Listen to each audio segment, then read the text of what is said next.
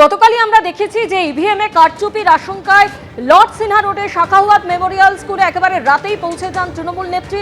স্কুলের সামনে তাকে ঘিরে তুমুল বিক্ষোভও দেখায় বিজেপি এবং তারপরেই আমরা দেখেছি যে স্ট্রং রুমের নিরাপত্তা আরো বাড়ানো হয়েছে।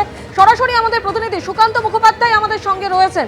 সুকান্ত, আমরা দেখতে পাচ্ছি একেবারে তোমার পেছনে প্রচুর কেন্দ্রীয় বাহিনী, পুলিশ সেখানে রয়েছে। নিরাপত্তা ব্যবস্থায় কতটা জোরদার করা হয়েছে? দেখো, জানিয়ে রাখি যে গতকালকে 100 মিটারের ব্যবধানে কোনো জমায়েত না হওয়ার ফরমান ছিল এবং আজকে কিন্তু কলকাতা পুলিশের সিপির তরফে যে নির্দেশিকা এসেছে যে 200 মিটারের ব্যবধানে কোথাও কোনো জমায়েত করা যাবে না, বিএনএস এর 163 ধারা প্রয়োগ করা হয়েছে।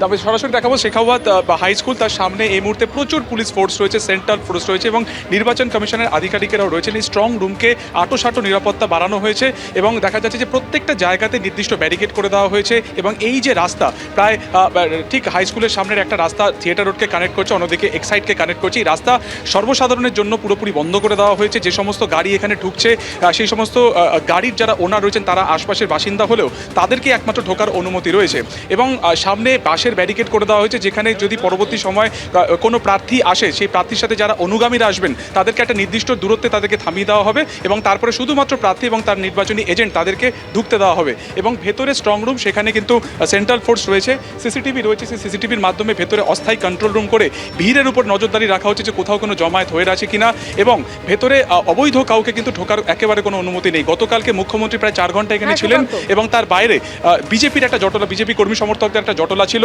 এবং সেই জায়গা থেকে গতকালকে ঘটনার পরিপ্রেক্ষিতে একাধিক ব্যবস্থাপনা এখানে নেওয়া হয়েছে। যেটা বললাম তোমাকে, পুরো রাস্তা বন্ধ করে দেওয়া হয়েছে, আঁটোসাঁটো নিরাপত্তা রাখা হয়েছে, এক কোম্পানি সেন্ট্রাল ফোর্স বিভিন্ন জায়গাতে মোতায়েন করা হয়েছে এই গোটা রাস্তা জুড়ে। এবং আর কিছুক্ষণের মধ্যে যেটা খবর যে বিজেপির যে প্রার্থী রয়েছে ভবানীপুরের বিরোধী দলনেতা শুভেন্দু অধিকারীর আসার কথা আছে এবং সেই কারণে কিন্তু এখানে আমাদের নজর থাকবে। সুকান্ত, আপাতত তোমায় ধন্যবাদ।